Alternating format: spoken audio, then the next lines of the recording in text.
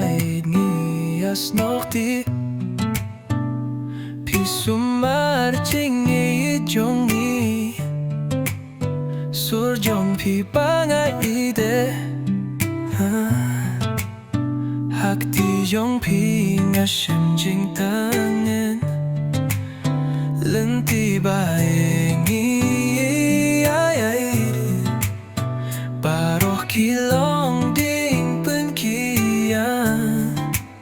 Hasunda jong pi wat ha jing Phi long ka yin jong abane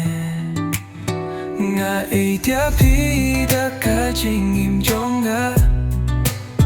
Man lakas nging nan je tia pi Haki jing ene jing suk ngan ye Ning tala siya ingan ya ineskem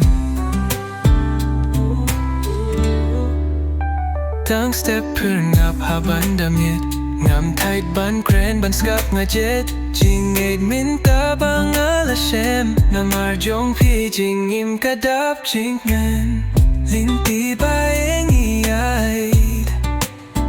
Baroh kilong ki ding pun kyang Hasinda jong pi wat ha jing Phi long ka ing jong abane Nga ida pi da ka jing im jong a Man lakas ngingan je tia pi Haki jing ene jing suk ngan ye Nintala siya nga ya ineskem